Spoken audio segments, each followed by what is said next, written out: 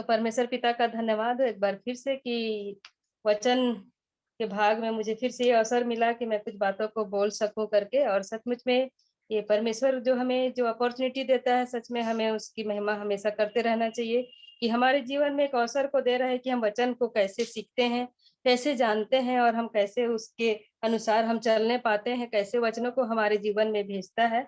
तो आइए हम वचन में जाएंगे और मैं एक छोटी सी प्रार्थना करूंगी पहले। धन्यवाद धन्यवाद जीवित अनुग्रहकारी दयालु प्रेमी पिता परमेश्वर, एक बार फिर से उद्धारकर्ता प्रभु यीशु मसीह में होकर आपके चरणों के निकट में आते हैं और आपको हृदय से धन्यवाद देते हैं पिता। आज के इस दिन के लिए प्रभु जी, हमारे जीवन में इस नए दिन को जोड़े हैं, इसके लिए हम आपका धन्यवाद करते हैं पिता। सुबह से लेकर अभी तक हर एक बातों में आपने हमारी अगुवाई मदद की है, इसके लिए हम आपका धन्यवाद करते हैं पिता। जितने लोग जुड़े हैं हम धन्यवाद देते हैं पिता, उनके मनों में आपने कार्य किया है कि इस संगति में जुड़ पाए हैं प्यारे प्रभु जी। जो लोग नहीं जुड़ पाए हैं उनके भी आप कारणों को, रुकावटों को, बाधाओं को आप जानते हैं पिता। क्या अड़चन बाधाएं हैं उनके जीवन में, क्या समस्याएं हैं पिता, हर एक बातों को आप जानते हैं प्यारे प्रभु जी। उन्हें ऐसा मन दीजिए कि इस संगति में जुड़ सके पिता, और उन वचनों को भाग जो हमारे लिए हर दिन आप रखते हैं पिता, उससे आशीषित होने वाले हो सके पिता।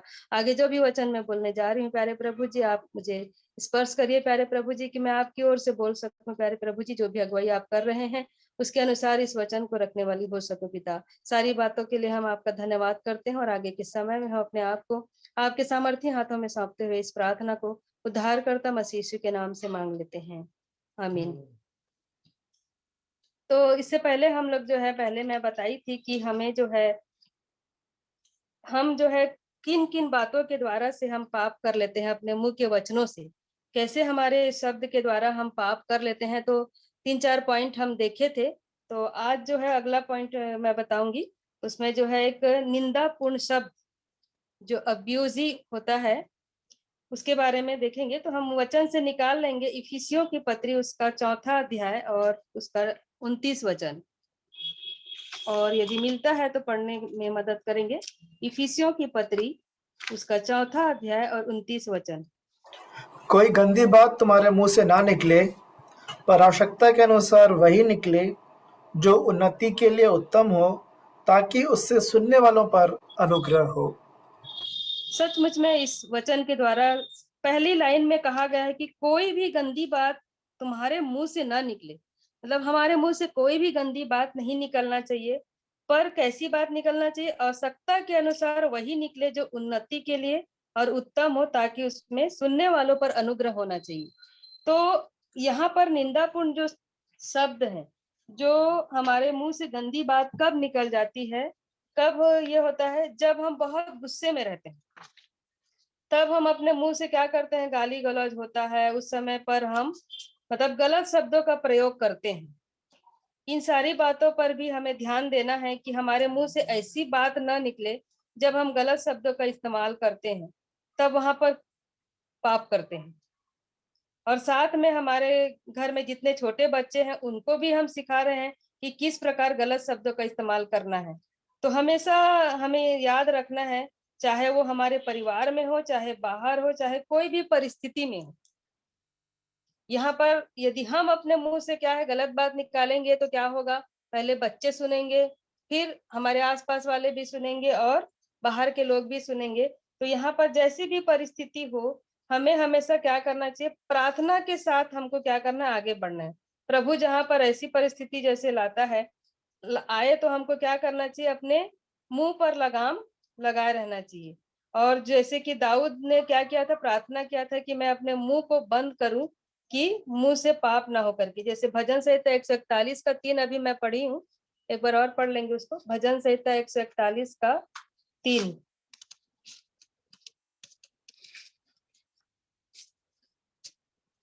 लिखा है, हे यहोवा, मेरे मुख पर पहरा बिठा, मेरे होठों के द्वार की रखवाली कर। तो यहाँ पर क्या हो रहा है? दाऊद जैसे क्या करता है? प्रार्थना किया कि मेरे मुंह को ये कर, लगाम रख करके, कि उससे पाप नहीं होना चाहिए, कोई गलत बात उससे नहीं निकलना चाहिए। कि वो क्या कर रहा है? उसको बंद रखने के लिए प्रार्थना कर रहा है।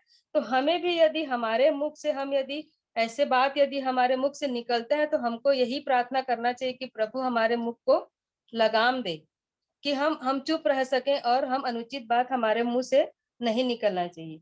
तो जैसे हमारे जो आपके रिश्तेदार हो सकते हैं, हम हमारे जो पड़ोसी हो सकते हैं, किसी भी जगह में, जैसे कहीं पर क्या होता है, मान लो रोड में भी कोई लड़ाई झगड़ा जैसे चलते रहता है तो हम देखते हैं, तो वहां पर भी क्या होता है, गुस्सा का जैसे ये हो जाता है, माहौल बन जाता है वहां पर। और वहां पर हमें अपने शब्दों पर क्या करना चाहिए, ऐसे समय में विशेष ध्यान देना है। जैसे बाइबिल कहती है कि जब आप गुस्से में रहते हो तब पाप मत करना, क्योंकि गुस्से में आकर हम क्या करते हैं, गलत शब्दों का प्रयोग कर सकते हैं। जैसे कि अभी एक वचन और देखेंगे हम लोग, पहला पत्रस 3:9 देखिए, तो पहला पत्रस 3:9।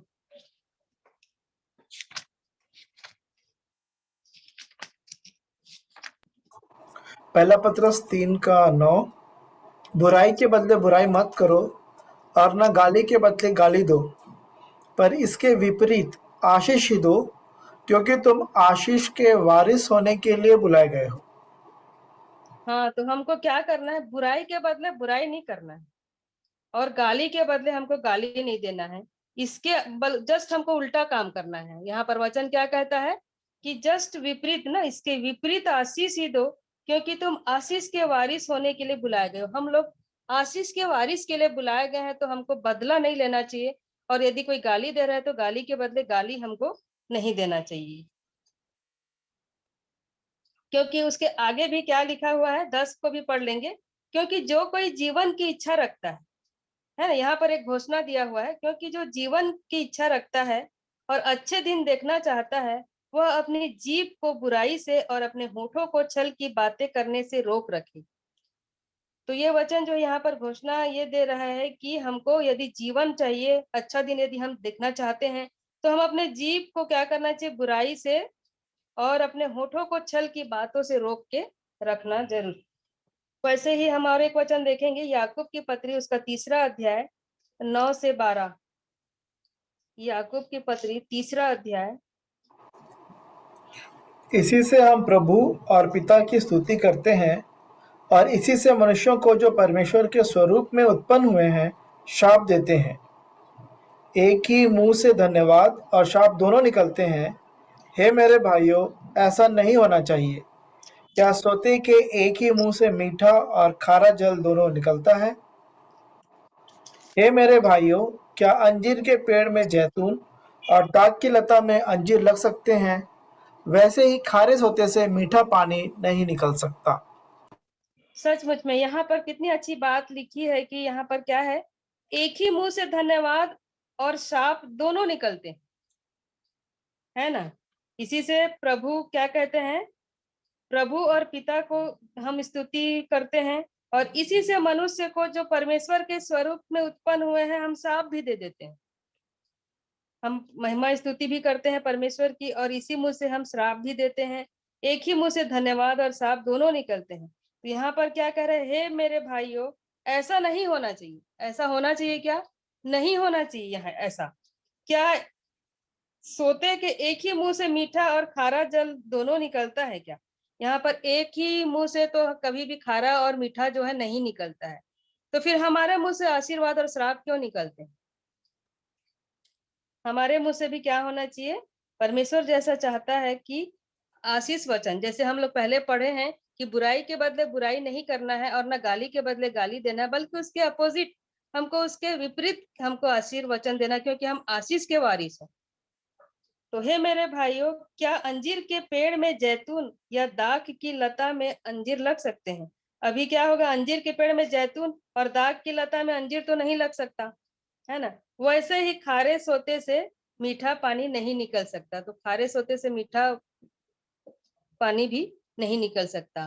तो इसलिए हम लोग को क्या करना चाहिए, हमको वहां पर जो है गलत शब्द का इस्तेमाल हमारे मुख से नहीं होना चाहिए, क्योंकि हम आशीष के वारिस हैं। तो हमारे मुख से सिर्फ आशीष वचन ही दूसरों के लिए हमेशा निकलना चाहिए। और जब देखो यहाँ पर क्या होता है, एक उदाहरण है, जब दाऊद जो है, क्या होता है, दाऊद के सामने गोलियात आता है ना।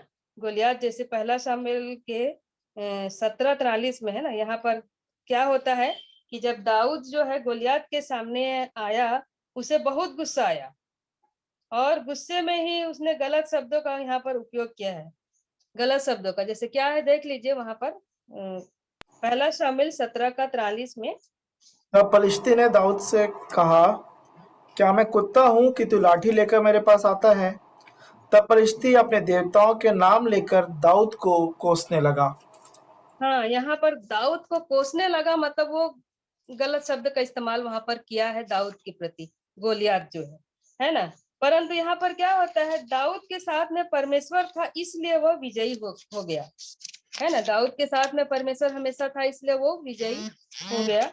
और यहाँ पर जो है आपके साथ मतलब सामने जो है गोलियत क्या हुआ, गलत शब्दों को जो है उपयोग करने लगा। तो गोलियत के समान जैसे लोग होंगे जो गलत शब्दों को इस्तेमाल करके क्या करते हैं, जैसे हमारे भी जीवन में, जैसे वहां पर क्या हुआ, वो जो है उसको गलत शब्द का इस्तेमाल किया और दाऊद को वो गलत बातें कहने लगा। वैसे ही गोलियत के समान हमारे भी जीवन में ऐसे लोग हो सकते हैं जो क्या कर सकते हैं, गलत शब्दों का इस्तेमाल करके हमको डरा सकते हैं, धमका सकते हैं और नाना प्रकार की बातें हमारे जीवन में भी ऐसे कर सकते हैं। लेकिन याद रखना, जब परमेश्वर हमारे साथ में है तब कौन हमारा विरोधी हो सकता है? हमारा विरोधी कोई भी नहीं हो सकता यदि परमेश्वर हमारे साथ में है। लेकिन हमें अपने आप पर क्या करना चाहिए, ध्यान हमको रखना चाहिए और हमको नियंत्रण रखना चाहिए हमारे जो बातें हैं, कि हमारे मुंह से कोई भी गाली या कोई भी गलत शब्द या मतलब कोई अच्छी गलत बातें हमारे मुंह से नहीं निकलना चाहिए। साथ में हमें ये भी ध्यान देना है कि हमारे मुंह से कोई भी किसी को श्राप ना दे, है ना। जैसे अभी हम बोले कि एक ही मुंह से आशीर्वाद और एक ही मुंह से श्राप हम दे देते हैं, तो हमारे मुंह से क्या है, ध्यान देना चाहिए कि हम श्राप न दें किसी को, किसी को भी ना कोसें, किसी को नहीं कोसना चाहिए। जैसे क्या गोलियत ने जो है दाऊद के विषय में कोसने लगा, तो हमको कोसना भी नहीं चाहिए। और कि तुम्हारे साथ ऐसा होगा वैसा होगा, इस प्रकार की बातें हमको कभी भी नहीं करना। जैसे क्या होता है कि गुस्से में यदि कोई हमको कुछ बोला हमको, तो हम क्या बोलते हैं, जाना तेरे संग भी ऐसे ही होगा, तेरे साथ भी ऐसा होगा, कुछ ये नहीं होगा ऐसा। हम कई सारे गलत बातों को हम अपने मुख से निकाल देते हैं, पर ऐसा हमको नहीं बोलना चाहिए। इस प्रकार की बातें हमारे मुंह से कभी भी नहीं निकलना चाहिए। तो एक बार पहला पत्रस का जो है 3 का 10 को एक बार और पढ़ लेंगे कि उसमें कितनी जो अच्छी बात है। पहला पत्रस 3 का 10 एक बार और पढ़ लेंगे। क्योंकि जो कोई जीवन की इच्छा रखता है और अच्छे दिन देखना चाहता है, वह अपनी जीभ को बुराई से और अपने होठों को छल की बातें करने से रोके रहे। सचमुच में हम लोगों को क्या करना चाहिए, यदि अच्छा दिन देखना चाहते हैं, जीवन की इच्छा रखना चाहते हैं, तो हमें अपने जीभ को बुराई से और अपने होठों को छल की बातें करने से रोकना जरूरी। ठीक है, दूसरी बात हम अब देखेंगे एक और, डिंग मारना। ठीक है, ये जो हम देखे अभी, क्या देखे इसके पहले कि हमको क्या नहीं करना चाहिए, निंदापूर्ण शब्द का यूज नहीं करना चाहिए। और दूसरी बात है डिंग मारना। तो यहाँ पर क्या होता है, डिंग मारना मतलब अपनी तारीफ जैसे करते हैं, अपनी ही बड़ाई हम करते हैं। तो इसके लिए हम वचन निकाल लेंगे, नीति वचन 27 उसका 1 और 2 वचन। नीति वचन 27 उसका 1 और 2 वचन। कल के दिन के विषय में डिंग मत मार, क्योंकि तू नहीं जानता कि दिन भर में क्या होगा। हाँ, यहाँ पर क्या लिखा है कि कल के दिन के विषय में डिंग मत मार, हाँ, क्योंकि तू नहीं जानता कि दिन भर में क्या होगा। तेरी प्रशंसा और लोग करें तो करें, परंतु तू आप ना करना। दूसरा तुझे सराहे तो सराहे, परंतु तू अपनी सराहना ना करना। हाँ, तो यहाँ पर हमको क्या करना है, कल के दिन के विषय में डिंग मत मार। हमको कल के दिन के बारे में डिंग नहीं मारते रहना है ना। क्योंकि हमको पता है क्या कि कल क्या होने वाला है, हमारी लाइफ की कोई गारंटी नहीं है कि हम कल तक जिंदा रहेंगे कि नहीं रहेंगे। तो हमको इतना डिंग नहीं मारते रहना है हमको, कि क्योंकि तू नहीं जानता कि दिन भर में क्या होगा। दिन भर में क्या होगा ये भी हम नहीं जानते हैं हमारे लाइफ के लिए। तो कल के बारे में तो हमको डिंग मारना ही नहीं चाहिए। और यहाँ पर लिखा है कि अपनी बड़ाई नहीं करना और अपने बारे में डिंग नहीं मारना है, कि हम कितने अच्छे हैं, हम कितने धनवान हैं, हमारे पास क्या क्या है, हमारे पास ये है, हमारे पास वो है, इस प्रकार से। और हमारे पास तो इतना लेटेस्ट फोन है, हमारे पास ये टीवी है, हमारे पास ये, कितनी सारी बातों को हम लोग क्या करते हैं, मिला है, कौन से ब्रांड का है, कैसा डिजाइन है, इन सारी बातों के बारे में हम क्या करते हैं, डिंग हमको नहीं मारना चाहिए, है ना। इन सारी बातों, कई बार क्या होता है कि यही सभी चीजों के पीछे भी हम डिंग मारने लग जाते हैं, है ना। देख ना कितना लेटेस्ट वाला फोन मेरे पास है, कितना अच्छा वाला है, कितना अभी अभी जो निकला हुआ है न्यू वर्जन का है, ये सब हम लोग करके हमको क्या करते हैं, डिंग मारने लगते हैं। तो हमको ये डिंग नहीं मारना है।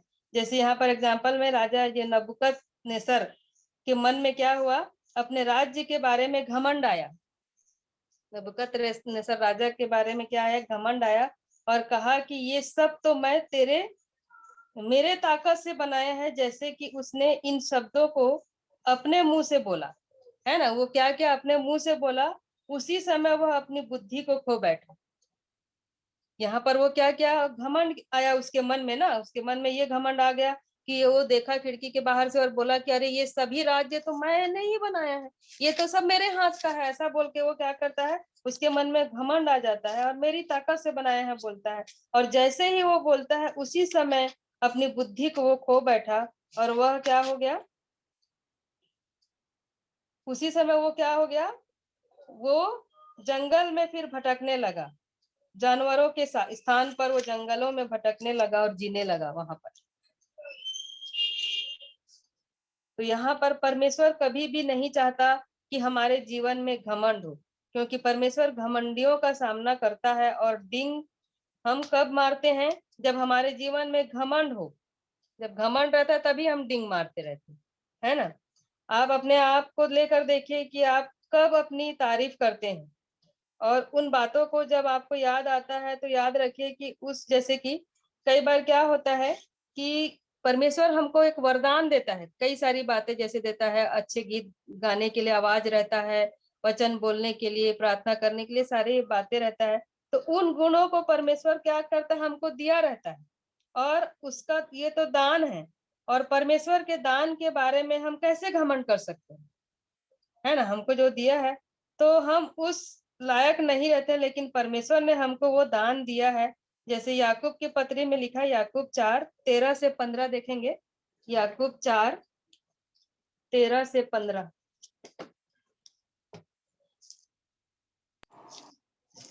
तुम जो यह कहते हो, आज या कल हम किसी और नगर में जाकर वहाँ 1 वर्ष बिताएंगे और व्यापार करके लाभ कमाएंगे, और यह नहीं जानते कि कल क्या होगा। सुन तो लो, तुम्हारा जीवन है ही क्या। तुम तो भाप के समान हो, जो थोड़ी देर दिखाई देती है फिर लोप हो जाती है। इसके विपरीत तुम्हें यह कहना चाहिए, यदि प्रभु चाहे तो हम जीवित रहेंगे और यह या वह काम भी करेंगे। हाँ, तो यहाँ पर क्या बोला गया है कि तुम जो यह कहते हो, आज या कल हम किसी नगर में जाकर 1 वर्ष, जैसे हम क्या करते हैं, कुछ प्लानिंग करते हैं, है ना। कुछ योजना बनाते हैं कि हम ये बिजनेस करेंगे, वो बिजनेस करेंगे, ये व्यापार करेंगे, हम ऐसा करेंगे, वैसा करेंगे। इस प्रकार का हम लोग जो है, तो हमको ये बातों को हम किसी को नहीं कहना चाहिए कि हम इस प्रकार लाभ कमाएंगे, इतना प्रॉफिट होगा, इतना लॉस होगा। हम किसी भी प्रकार का जो भी प्लान करते हैं, लेकिन हमारा जो जीवन है क्या है, किस प्रकार से है, बोल रहे यहाँ पर एक भाप के समान है। भाप का समान है बोलने से, अभी बादल को हम लोग देखते हैं ना, यहाँ पर है, थोड़ी देर में कहीं और चला जाता है ना। तो हमारा लाइफ भी क्या है, आज यहाँ है, कल कहीं और रहेंगे। ऐसा हमारा भाप के समान हमारा जीवन, जो थोड़ी देर में दिखाई देती है फिर लोप हो जाती है ना। हम बादल को जैसे देखेंगे तो थोड़ी देर के लिए, अरे यहीं पर तो था, किधर चला गया बादल, ऐसा हो जाता है। तो हमारा लाइफ भी वैसे ही है, भाप के समान ही है, क्योंकि वचन वही कह रहा है कि और यह नहीं जानते कि कल क्या होगा। हम नहीं जानते कि कल क्या होने वाला है। कोई भी नहीं जान सकता अपने लाइफ के बारे में कि कल क्या होने वाला है। सुन तो लो, तुम्हारा जीवन है ही क्या, तुम तो क्या हो, भाप के समान हो, जो थोड़ी देर दिखाई देती है फिर लोप हो जाती है। इसके विपरीत तुम्हें यह कहना चाहिए, यदि प्रभु चाहे तो हम जीवित रहेंगे और यह वह काम भी करेंगे। तो यहाँ पर हम लोगों को क्या नहीं करना चाहिए, घमंड नहीं करना चाहिए, क्योंकि हमारा जीवन जो है क्या है, एक भाप के समान है। तो प्रभु करे इस वचन के माध्यम से आज जो है दो पॉइंट को हम लोग देखे हैं कि पहली बात यह है कि हमको अपने मुंह से निंदापूर्ण शब्द का यूज नहीं करना चाहिए, और दूसरी बात है कि हमको डिंग नहीं मारना चाहिए, क्योंकि हमारे जीवन में जो है इन्हीं शब्दों के जरिए से हम लोग छोटे छोटे पाप को कर बैठते हैं। तो हर एक बातों में परमेश्वर को महिमा मिले। धन्यवाद।